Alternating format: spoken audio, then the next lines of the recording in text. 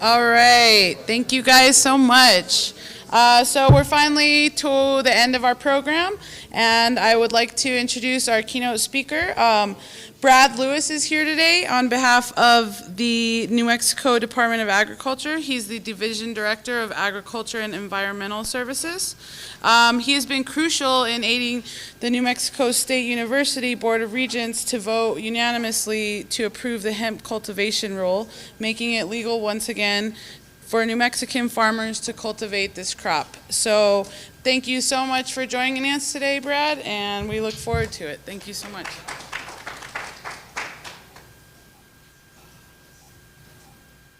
Thank you all. This will be a first. I usually wander. My academic background is I'm an economic entomologist, and I still am on faculty with New Mexico State University for economic entomology.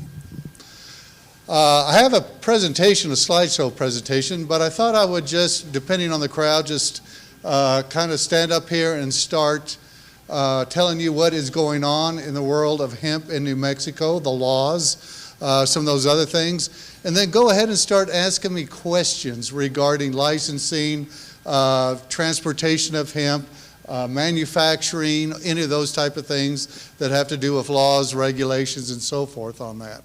And so if that'll work for you all, I'll just start on that point. So if I get to a point that you need clarification, shout at me for it.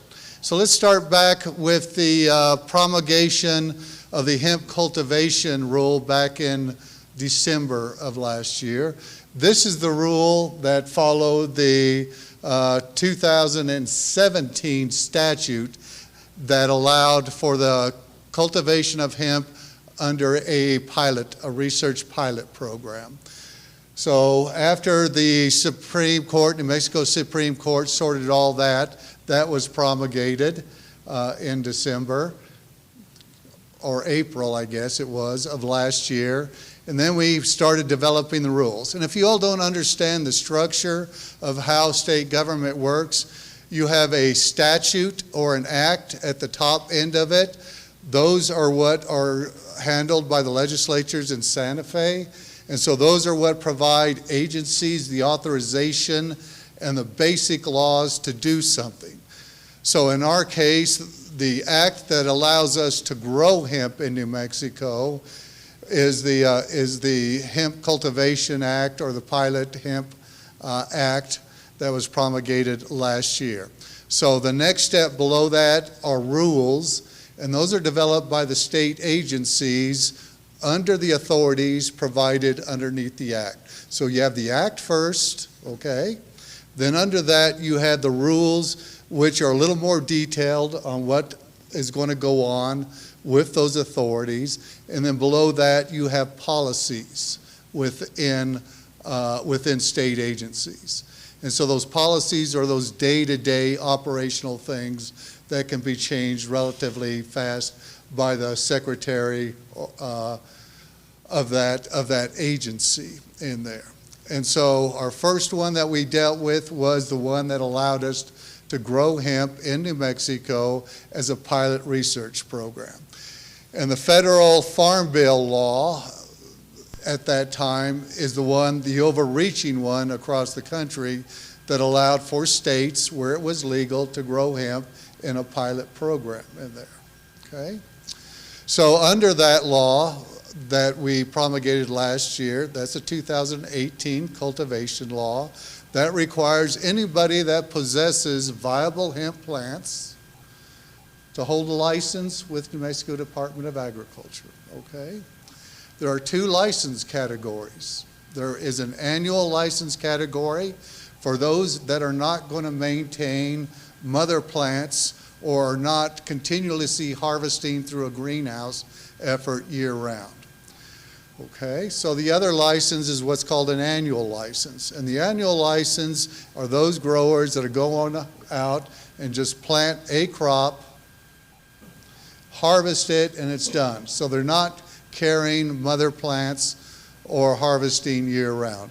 If you're doing both, then you need both licenses, okay? So the licenses for them are running about $700 a piece, $800 a piece, and so forth on that. There are some acreage add-ons because it takes longer for an inspector, the more square feet in a greenhouse or the more acres that you have. And so we have to recoup that time for the inspectors.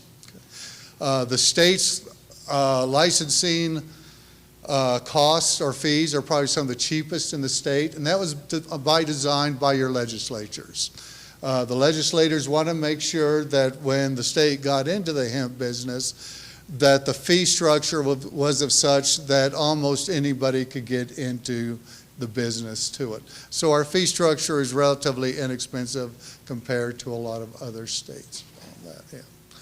Okay, so also part of that regulation is the sampling of fields for THC. So everybody knows, so the breaking point between hemp and not hemp, right? It's 0.3 THC. So 0.3 or below, it's hemp. Above 0.3%, law enforcement does not consider that hemp, okay, on that end of it. So there is a testing requirement.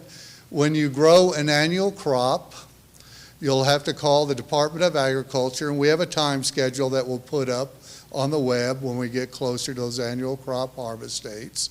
And then an inspector will go out with you, and right now, and this is all subject to change at this point in time, we're looking at clipping bud and flower off of the top cola, and then also bud and flower off of the side structures of the plants. And the reason being is one's the highest, the others are the lowest, and so we get an average of what that plant is doing. And then we go into a field, a small field or a greenhouse, and then we take a few of those cuttings through there. We mix it all up together, then we take a handful of it, put it in a plastic bag, or a paper bag. That paper bag is identified, and it goes into an evidence, a tamper-proof evidence bag. And then the grower is responsible for taking that tamper-proof bag to their laboratory for testing. Okay? There's only 2 labs right now that we're considering certifying for the testing for THC. And those are the 2 that are currently certified for doing medical. So that's Scepter in Santa Fe and Rio Grande Analytics down in Las Cruces are the 2 that will do it. Now, if you are growing hemp, you can use any lab you want for doing your routine THC samples. So if you have any hope of harvesting a legal crop and it not being destroyed, you will be testing every 7 to 10 days to find out, once it flowers, to find out what your THC levels are going to be doing. You can take that to anybody's lab. We have people that are buying their own equipment to test, to do all those things themselves on the farm. So you can do that yourself. The only thing that we require is for that harvest one, that has to go to a certified laboratory for testing on that. Do I have any questions at this point in time?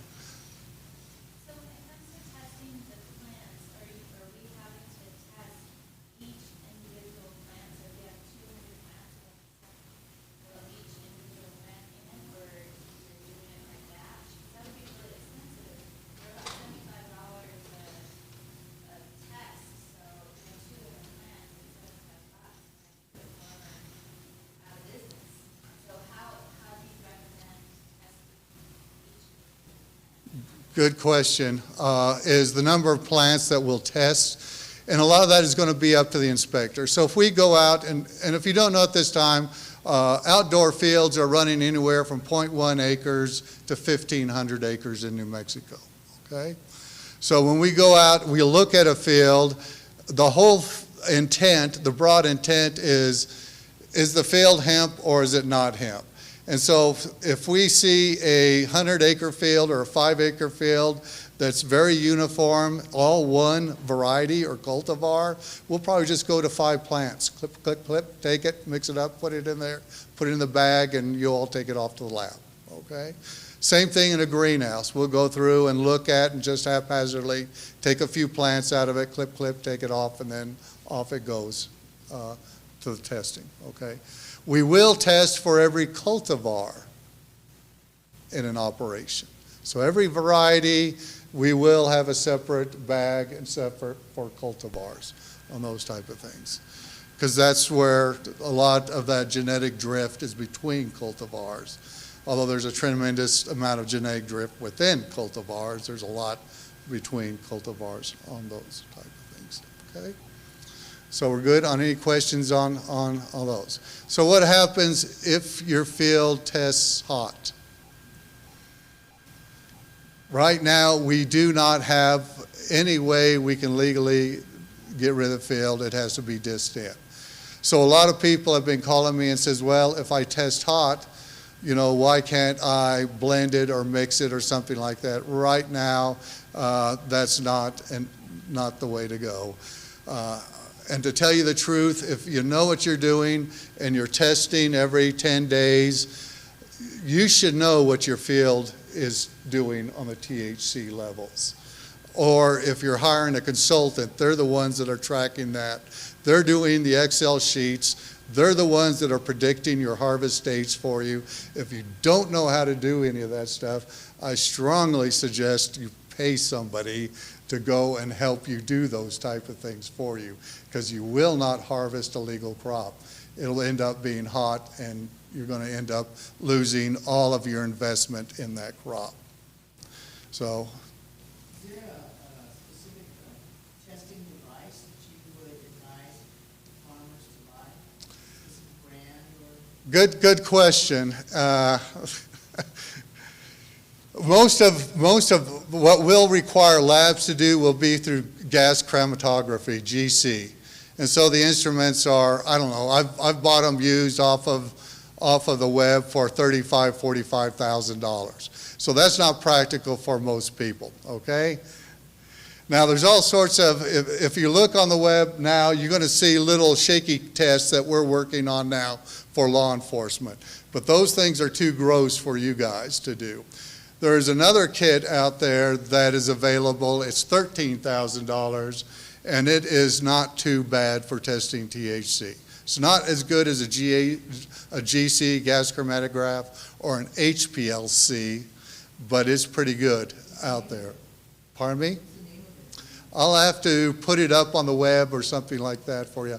I can't remember. It just came out recently is what they did. Go ahead.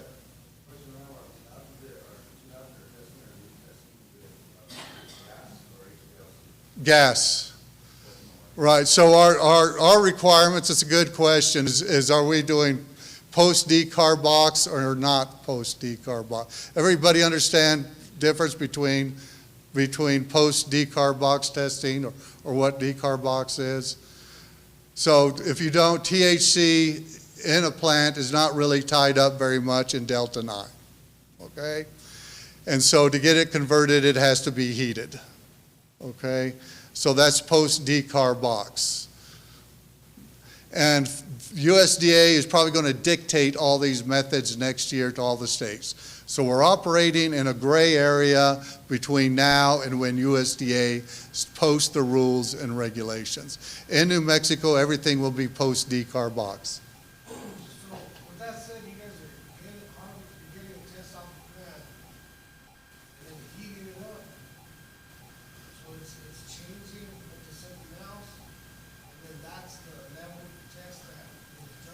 That's the level of test, is that Delta 9 THC, the psychoactive portion of it. And people ask, well, why do you do that? It is possible to have a cultivar, a variety of cannabis, that almost everything is tied up in THC or A, okay, which is non-psychoactive. So you can have 8% of it out there. but all you have to do is heat it up to convert it to Delta 9. So the question is that really the intent to grow hemp in New Mexico, or is that the type of field you want next to your children's grade school or something like that, that all they have to do is heat it up and now it's psychoactive? And the answer, of course, is no. That is not the intent of that. But that's why we went to the post-decarbox Delta 9, because you can develop the cultivars that if you only tested Delta 9 without heating it, it would be classified as hemp. But as soon as you heated it, the psychoactive portion of it goes through the roof on it. And so that is what the state decided on those type of things, is to make sure that the crop was community friendly. We don't have restrictions. Some states have restrictions. You can't plant it next to churches, grade schools, that type of thing. New Mexico does not do that. You can plant it anywhere you want and so forth on those type of things. One more question, on the processing, have you guys figured out, who's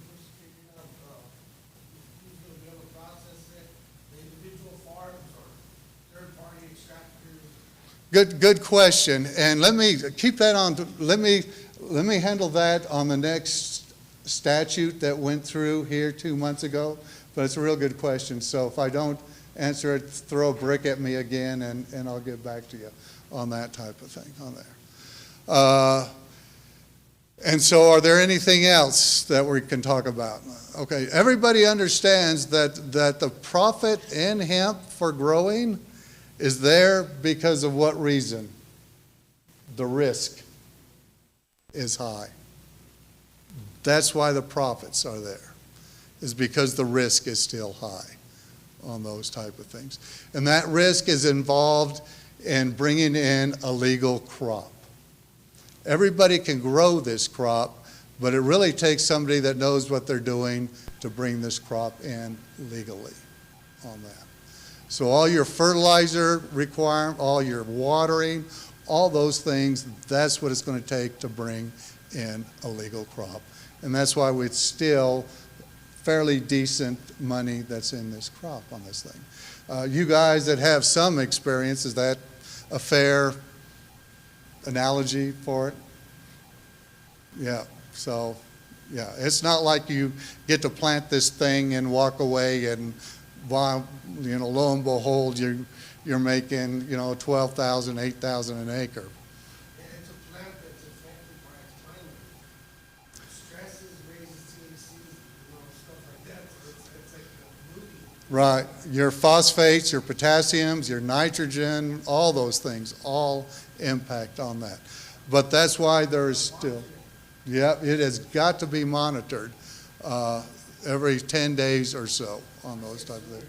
Or so 8 days. Colorado, I've seen it be at 0.24, 10 days later go to 0.44. Oh, yeah. Yeah, it is. That's double. Yeah, it will, depending on the cultivar. You lose your crop in 10 days. Yeah, you're exactly right.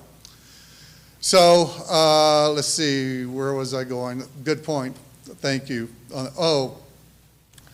Cultivars. The other thing we don't do in New Mexico is we don't have a list of certified seed on this. And the reason being, in the cannabis world, particularly in the hemp world, cultivars don't really mean a lot, or varieties don't mean a lot. You buy cherry wine from somebody over here, and cherry wine from somebody over there, and cherry wine from somebody over there.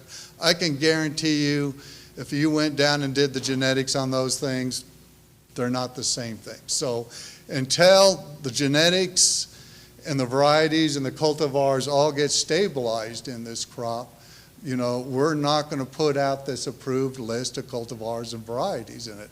Because right now in this industry, it's still a very new industry. These things are just not stable, The other thing I will warn you also, if you are buying seed, or if you're buying clones, or if you're producing seedlings or buying seedlings, If you all aren't asking for your COAs, where those things came from, everything else, I suspect you're going to be in trouble. There's a lot of bad seed that'll be brought into this state. Therefore, a lot of bad seedlings and so forth and transplants on this. So keep that in mind. So the whole intent is try to let people know that there's a lot of risk and where those risks are, and to do your homework when you start doing it. Learn to know who you're buying your stuff from and where they're getting it and what the origins are on it and so forth on those type of things. Or you're going to end up hot. I think some of the seed that we've seen coming into the state, even in very, very small, which is unusual, very small plants, is coming in at 1.5% THC already on those type of things. So there is hot seed that is being imported into the state on those type of things. Any questions at this point in time? We're still good? Can you clarify on that? When you say that there's hot seed coming in, did the seed actually test hot, or was it plant sprouted? The plants sprouting from it are testing. Yeah, very little THC in seed. You know, what they pick up is because the seed is rubbing against, everything else on the outside of the coat. Another question is, at the last conference, I think I seen that was an organic conference in the Hotel Albuquerque. Uh-huh. And you guys mentioned something about breeding level rise. If you're breeding for seed, they might have, they're talking about raising the level from 0.3 to 1 or 5 or something. I heard. I don't know. Okay. Is that still in the works or talks? Okay, well, yeah, good question. So you got two to throw bricks at me. Okay, so you have to remember them both. I come from Colorado, and I've seen the hemp program develop as we developed, and we all work together to make a successful program. Because it takes the farmers with the administrators together to make a successful program. Yeah, and I think, as that first act, that first set of rules that were promulgated last year, we're pretty much kind of on board with a lot of, it's basically a licensing program and an inspection program, and then we look at the labs on those type of things and so forth. So that's pretty simple. So let's take us up to, good segue into 2019 legislative session on there, okay? So we got a new governor, a number of new legislators, so forth on that. So we go up to the legislative session. 2 weeks into the session, we're asked to do a presentation to one of the committees on the status of hemp in New Mexico. I think at the time I gave that talk to one of the committees up there, we had probably 75 licenses at that point in time in there. We're probably up to about 170 now, if you're interested, of hemp growers in the state, which is pretty good. And so I told them how many growers, where these growers are, the number of acres, all those other times. Then I went through a list of all the problems that I know in the industry. And so I said, all right, we got this, and we got all these problems that we still have to address legislatively. So then we get a call and we go up onto the 4th floor, and the staff for the governor says, all right, fix the problems. It says, go ahead, write the bill, get it done, and fix all these things that you have identified as problems, okay? So the problems we have with hemp, and this is the Hemp Manufacturing Act that was written and promulgated during the 2019 year. And so we're good all the way up. The problem we have with hemp, and I've met with law enforcement across the state, with prosecuting attorneys and so forth, and law enforcement does not want to be in a gray area with hemp. So when they pull you over and you've got a bunch of cannabis plant material in your truck or your car, they need some way to definitely find out what it is and those type of things. So a lot of this is based on what law enforcement needed, what I know of the extraction business and the industry and so forth on that. So within the new Manufacturing Act that goes into law July 1, okay, the rules for that we finished writing last week, Those will go to public hearing at the end of June, I believe, is when those rules go into place, okay? And that's only for a small segment of that act. So I'll start working my way through that act of what it did there. So the first thing we recognized is if you're transporting leaf material to a lab to determine if it's 0.3 or not, you have no idea what the THC level is, right? So that means you're vulnerable to prosecution under the Controlled Substance Act if it's greater than 0.3%. So what we did is we changed the Controlled Substance Act in New Mexico, and so that has been moved up to 5% for transportation, okay? 5% THC. So that gives law enforcement a clear level at 5% on that. So that doesn't mean you can grow 5%, because typically what you're growing, you don't know what it is. But it does keep you from being prosecuted in this state if it turns out to be 1% THC or 1.5% THC. Now the deal with it is you have to have your get out of jail free card, which is your license from New Mexico Department of Agriculture, or if you're harvesting, a harvest certificate that says this is a legally harvested crop in this state. And so we did that for the growing industry portion of it. Okay, the next thing is if you are an extractor, who knows anything about extraction of oils out of hemp? Anybody do it? Anything like that? It concentrates 0.3 to 10 times. Right.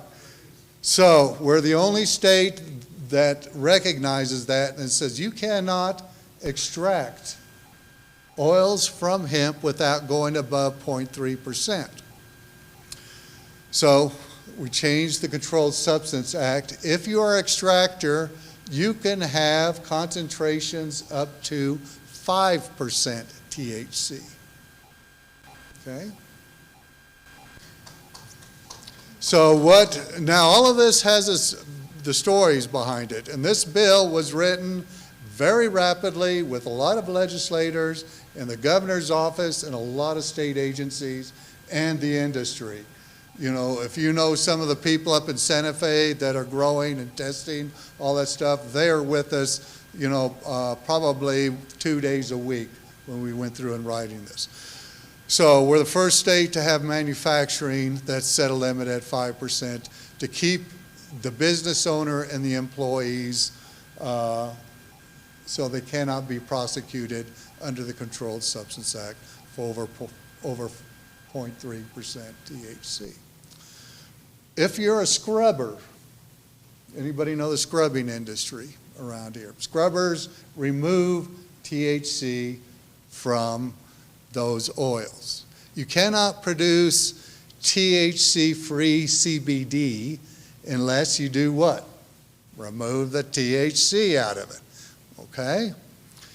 So in New Mexico, we're the only state that says if you're a scrubber, a licensed scrubber, and you're removing THC from raw oils, you can have THC at 100%, okay?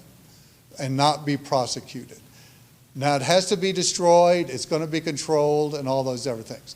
Now the Environment Department is the one that's in charge of all of that. And they're writing their rules right now for the manufacturing, the scrubbing, and all those type of things on there. So they're doing those type of things for you. Okay, so we got a transportation that says not prosecutable unless you're over 5%. Extractor, not prosecutable except for over 5%. And if you're a scrubber, up to 100%, but you have to destroy the THC and it's got to be documented and so forth on that, okay? So I'm not sure, I don't think that Colorado doesn't even do any of that type of thing either. So the next thing we did is if you're a laboratory and you're testing and you're not testing for the MMJ business, and you don't have the MMJ license certificate and so forth, if you're a lab, you have no control what growers are bringing you to test in the hemp industry. None whatsoever. So we took them up to 5% for possession of cannabis, up to 5% THC also, to protect the laboratories from prosecution and so forth on that. So the state has done a lot of things and has done it very rapidly, very fast to try to help develop an industry in the state. The one thing New Mexico recognized, and we recognized this a year ago when the 2017 act was going through, that if New Mexico had a chance of having a hemp industry, we had to do it very rapidly, and we had to get industry in place. It's fine, we can grow hemp. If you don't have somebody to process it for you, what are you going to do with it? It is too blasted expensive to haul to other states at some point in time and so forth to do those things. So that's why a lot of these things were put in place. And the governor has been very supportive on all of this. She has been in it with her staff all the way down the line and has promoted a lot of these ideas and put these ideas into place for the industry on these things. So, let's see, what else can I talk about to you, what's going on in the industry? So right now we probably have 170 licenses issued for growers. Okay. Oh, your breeding question. If you are breeding for new cultivars or trying to improve existing cultivars of hemp, you cannot breed hemp without having plants above 0.3% to breed back into. It just doesn't work that way. We recognize that, we know that, so there is going to be an additional license called a special hemp breeding license for those people that are breeding, that they can possess plants indoors in a guarded facility, not as significant as MMJ, but it will be significant, that they can have those plants up to 5% THC for breeding purposes. If you need plants above 5%, then you're probably going to either need your MMJ or you're going to have to do it in Colorado or someplace like that.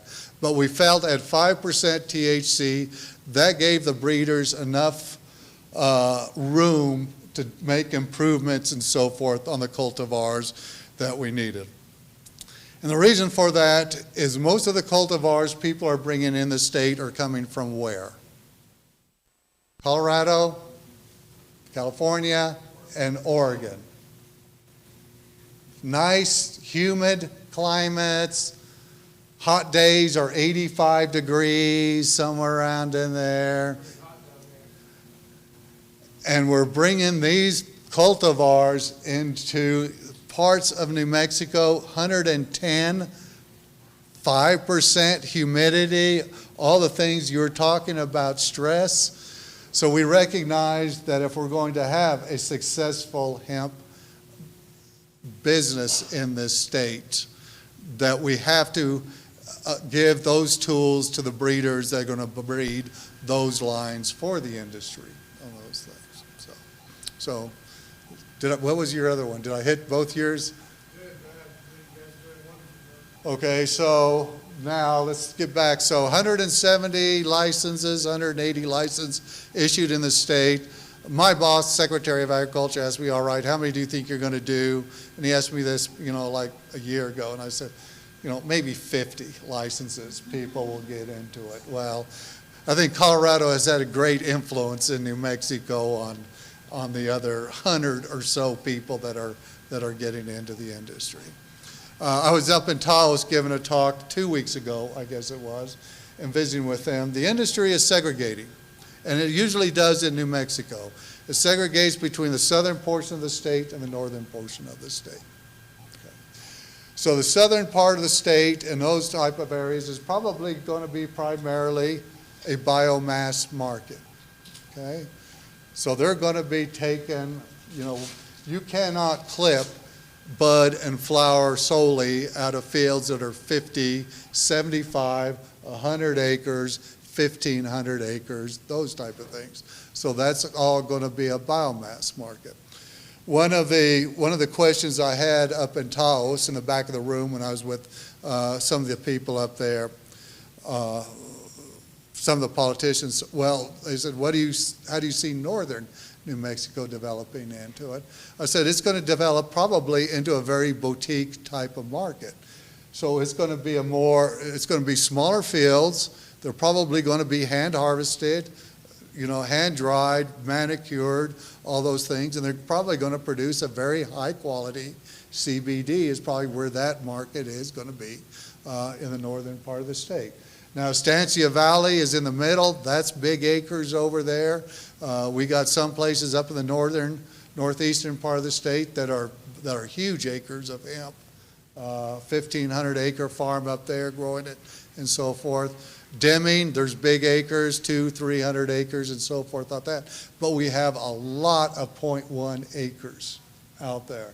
And that is going to be the clip, probably go in, pull the trim leaves out, so forth, and produce a very high quality product for the northern part of the state on there, okay? Now we do have, and I have seen a number of growers that are beginning to put in their own extraction businesses. They will have to be licensed, but they'll go in and they'll put in their own extractors. One of the things I sent up to northern New Mexico when I was emailing to some of the people up there was, if you haven't thought of a co-op, if you're not in that co-op, you all need to think of a co-op.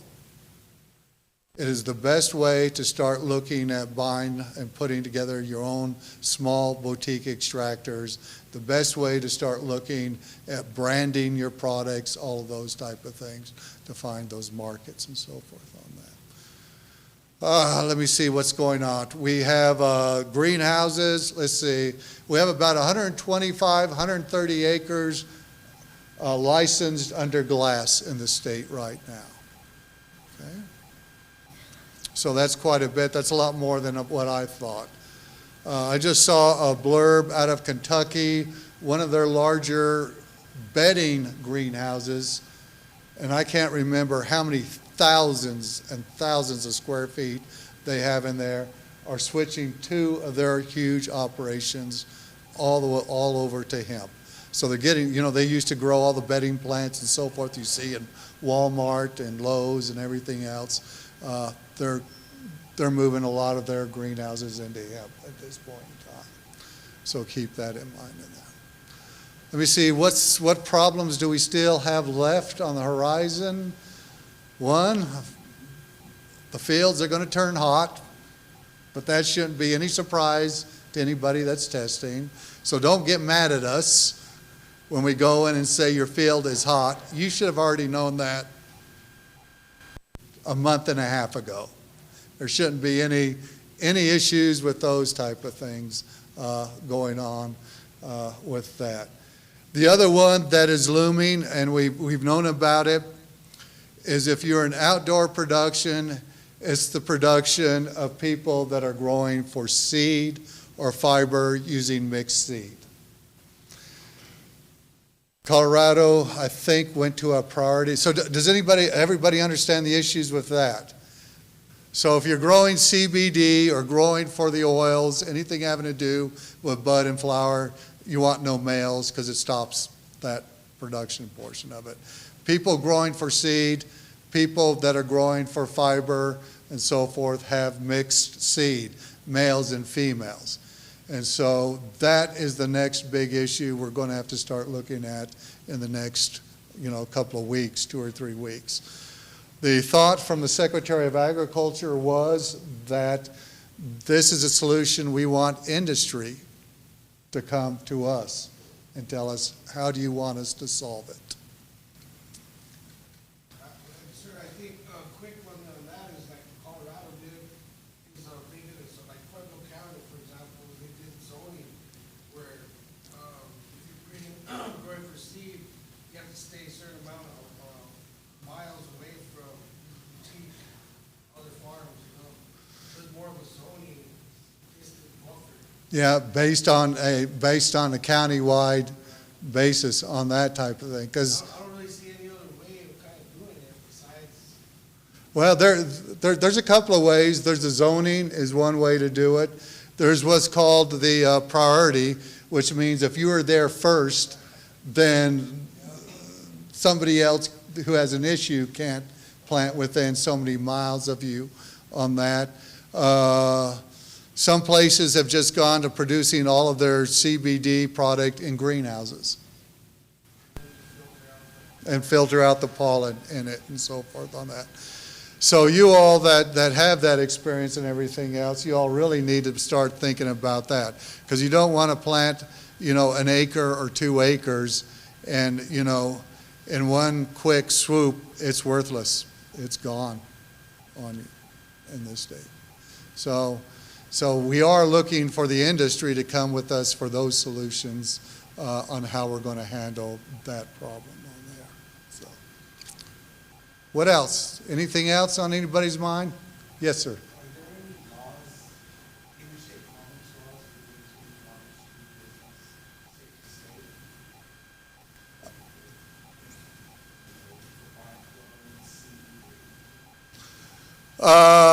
say? Let's see, interstate commerce laws dealing with hemp and so forth. If I remember the Farm Bill Act, and the 2018 Farm Bill Act, which removes hemp from the pilot program and starts making it more mainstream in it, they will not promulgate that probably for another 6 to 7 months, okay?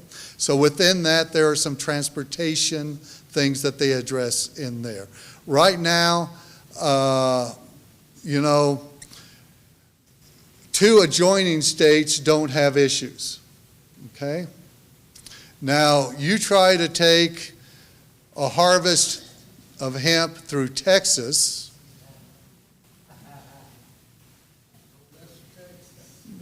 it ain't going to work very well. So yes, so it's still up to states and so forth on that, on doing that. New Mexico, the other thing that we are alone in dealing with is we're the only state that has inland ports, Customs and Border Protection ports in growing areas. Okay? So if you come out of Las Cruces heading north, when they're not on the border dealing with the immigration issue, those ports are open. Those dogs will hit on hemp or anything else that's saturated with it and so forth on it, regardless of those things. So I had a friend of mine, he's a breeder in Bernalillo. So he took some plants through the port a number of months ago to try out the system. So he had me on the phone, and so he's got like 3 or 4 little seedlings, and sure enough, the dogs hit on them, and he goes to secondary. So he also has a concealed weapons permit to carry. So he's sitting there, and so he's pulling the guns and everything else off of them and everything else. And then Custom and Border is looking at the plants and everything else. And he's got his license from the Department of Agriculture and so forth. And so they test it. I'm not sure what they use to test, because there aren't any test kits out there. I've looked. But they went ahead and tested, looked at all that stuff, and let them go on that. So we have nothing in writing yet from Customs and Border Protection if they're going to, what they're going to allow and how their policies are going to react to those ports. You all don't have to worry about it up here. It has been an issue with the MMJ people. If they're transporting medical, if you are even a card holder and you're transporting through those ports and the dogs hit, they confiscate the product. It's gone. So they don't arrest you with an MMJ, but they do take the product away from you. So we're hoping that's not an issue. Why did they take the product away if you're a card holder? Pardon me? Why did they take the product away from you if you're a card holder? Because the card holder is a state issue not a federal issue. The Customs and Border Protection are federal. Those are federal lands and properties. So they adhere to the federal laws, not the state. The other issue we went through is law enforcement. There are some ride-along programs within the state where federal people will ride along with state people. And so we've also had to try to address some of those issues in the state. And this is more on the southern part of the state.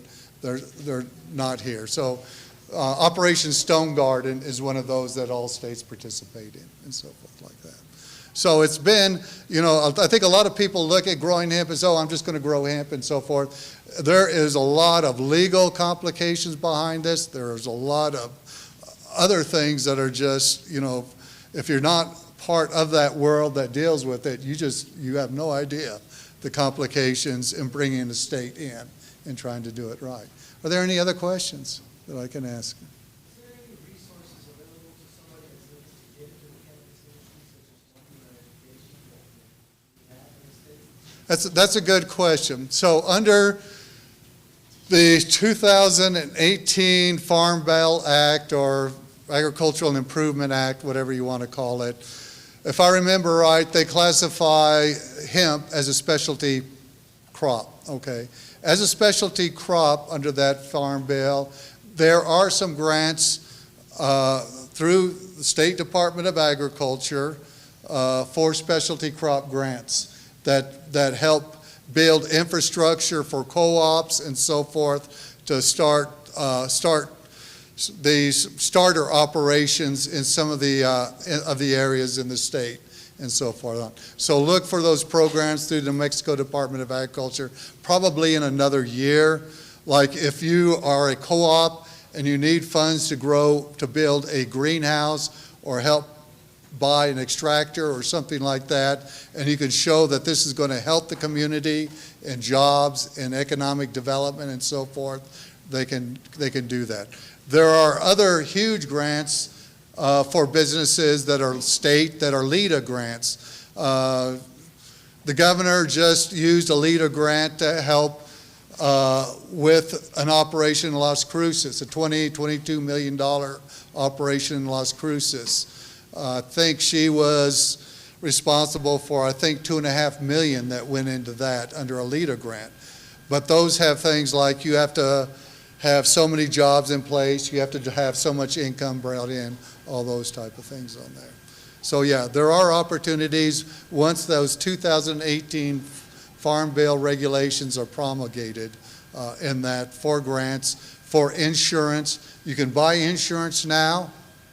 It is expensive as heck. Banking is still an issue in this state. Who has gone to their bank and asked if they can deposit their hemp profits in their bank yet? So we are trying to work with the state banks on opening that. And so I've had conversations with them, just try to let them know what's going on so you can do it. My advice is if you have a sizable operation or something else, those funds that are being produced by hemp, you need to deposit them in a totally separate account from the rest of your household or your farm or anything else. If you're a larger operation, you probably need to create a separate LLC for you on that. We're still working our way through Project Water issues with hemp, NRCS issues in the state. Those are all federal programs for farmers, et cetera, on those. So these are all things that may or may not impact some of you in this audience, but they do impact a number of others out there in it. So think about that. Talk to your accountants. Talk to your banker.